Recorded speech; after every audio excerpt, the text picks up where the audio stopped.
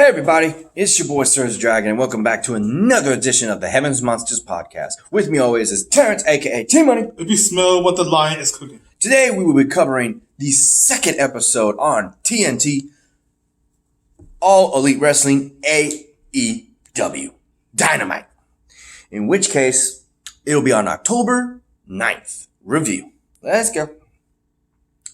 So, here we are. We actually start the show with a look back on what was going on. And I do want to apologize for last week because I did forget somebody who came to the rescue for All Elite, which featured the Young Bucks, Kenny Omega. Cody Rhodes came in to help them. And it wasn't just them four. It was also Dustin Rhodes, his older brother. I forgot to mention that. I see the recap and I'm like, oh, I forgot about him. Ultimately, after that, we would see the Chris Jericho enter the ring with those four individuals. They would be the members formerly known as LAX, Santana, and Ortiz, the Houston, Texas own, what is his name? Damn it. Sammy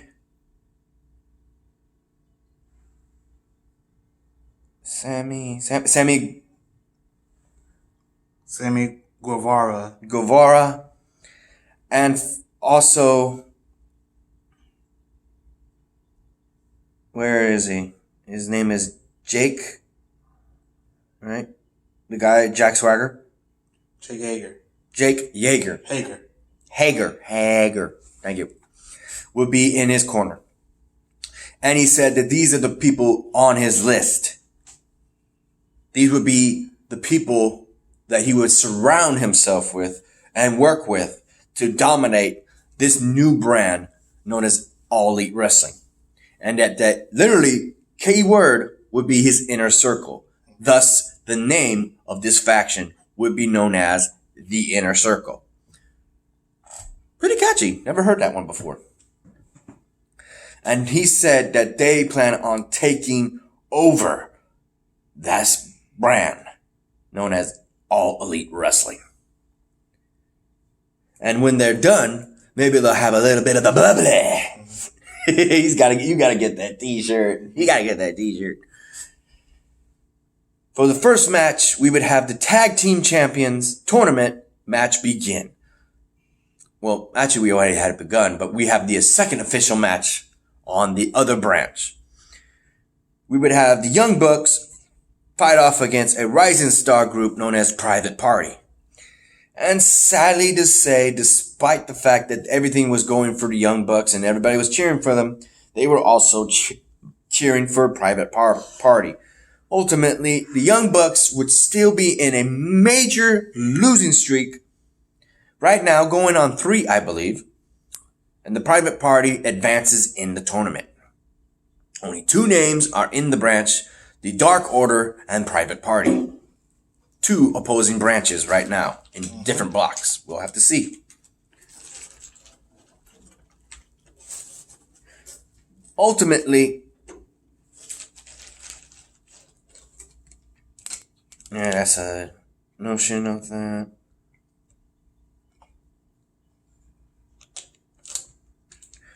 Next, we have the number 1 contendership match for the AEW World Heavyweight title. We would have these 2 dark-looking figures, Darby Allin versus Jimmy Havoc. Despite the fact that Jimmy Havoc was in All Out pay-per-view in the, I guess, first ever Cracker Barrel match, hardcore match, where they were celebrating the 50 years of Cracker Barrel restaurant. I'm not kidding. They used an actual Cracker Barrel freaking barrel in that match. And this guy literally was walking around with a staple gun and actually stapled his own chest with the damn staple gun just to intimidate. What the hell? So I know this guy was crazy, but I didn't know the skills of the other opponent, Darby. You remember Jimmy Havoc? He's also Rosemary's partner. Mm-hmm. But will Rosemary come to AEW? There's a lot of women already. I know is that she's been asked about if they will will call her. She says she doesn't know, but she'd rather stay with Impact. Mm-hmm. I'm sure if AEW needs more women, they probably get someone, or get her or someone else. Okay. With that said, Darby Allin actually defeats Jimmy Havoc to become the number one contender for next week on TNT. He'll be fighting Chris Jericho, for the record, for that title, since he is the All Elite Champion. Next up, we have a tag team women's match of Rio and Britt Baker versus Ami Sakura and Bea Priestley? B Priestley. B Priestley. It's B-E-A. Sounds like Bria. Sakura. I mean Bia. That's Sakura. Sakura. Yeah. It's called Sakura. That's another name. Well, let's see the one. In this match, Rio and Britt Baker win the match, showcasing their dominance as a tag team, along with the champ winning the match, which is pretty good. Was there anything else? I cannot see images. Somebody graded a C match. They have grades too, apparently. Yeah, they do that every other company.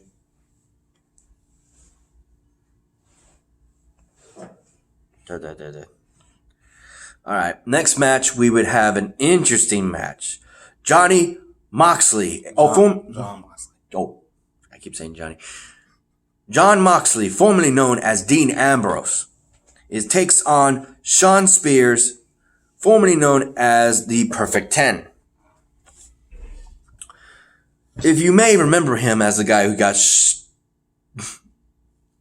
he was known as Stan and got sweet chin music. I just can't stand. Ultimately, in this match, John Moxley gets the win, even with the outside interference of, what was his name? Blanchard? Tully Blanchard. Ain't that funny?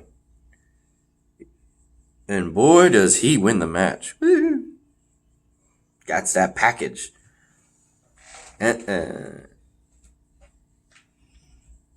We would see a teaser between promo really of Moxley and Kenny Omega going up against each other in the future.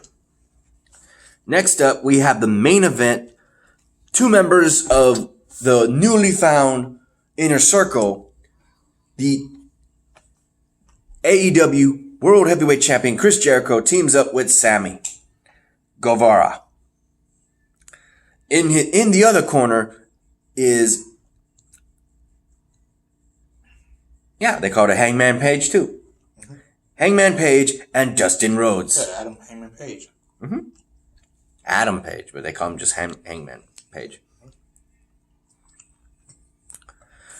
I'm trying to remember because they called him Dustin Rhodes is since he can't use the. They call him by something else. Natural. Yeah, you go. Thank you. The natural. Dustin Rhodes. Because they owns rights to the name Goldust. He's rocking that half paintwork of the red and black. Yeah, fuck. Just like if he was an Impact owned rights to what's his name? Because he had another gimmick. Black Rain. Yeah. We're still foggy. 1 second. There you go. It's like he owns Black Rain. It took me back to the top. What the heck? Okay, I'm good. Ah. Thank you, though. Mm-hmm.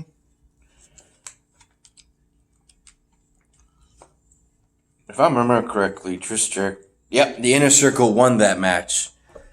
And once again, they would attack poor Adam Page and Dustin Rhodes. Cody comes in to help, but still gets jumped. He actually snuck up. No, I remember. He turned off the lights It was like, who is this new guy? Is this a new guy? Nope. It's Cody. He comes in because he owns the show. He kind of owns the show, kind of. He's not the owner, but he's heavily in charge. And he drives the lights turned off. He comes in and he's just beating the hell out of everybody. But then he gets jumped. And then here comes the Young Bucks to help him out. They still get jumped. It's 5-on-5 because everybody's in the ring, the inner circle and Cody's circle. But then a sixth member riding on a skateboard, the number one contender, Darby Allin, actually jumps Chris Jericho. And actually, Chris Jericho is mad as hell.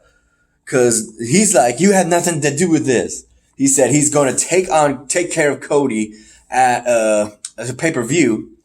He kept mentioning the pay-per-view night. Let me see if they mentioned it.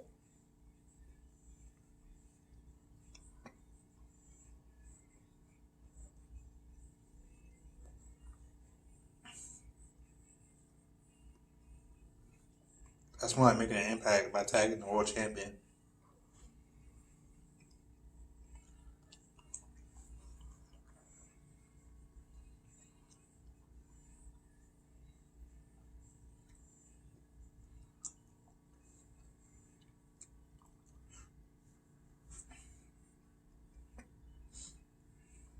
Yep, they don't say nothing. So Cody's already going to fight Chris Jericho at a pay-per-view. But for that, next week on TNT, we will see Darby versus Jericho for the All Elite Wrestling title. And he said it. I'll see you next week, Darby. You stupid idiot. You bitch. He was cussing him out and saying, you piece of shit. I was like, damn. So anything else left to cover, bro? Well, any final thoughts? I'm hoping Chris Jericho wins. Mm-hmm. Yeah, I don't know this Darby. Yeah. So before we end the show, a shout out to our boys, Xavier Hill, Mike Henry, Andre Mitchell. A link to their YouTube pages will be in the descriptions down below, as always. And a remaining shout out to Renee, Farrow, Chris Petrie, and Delvin. And that wraps up, everybody. You like this show? Give it a thumbs up. You didn't? Give it a thumbs down. Hit that subscribe button, like the content, and hit that notification bell for the next Heaven's Monsters podcast. I'm SergDragon. This is T-Money. We'll see you guys in the next video. Peace out, y'all. Bye.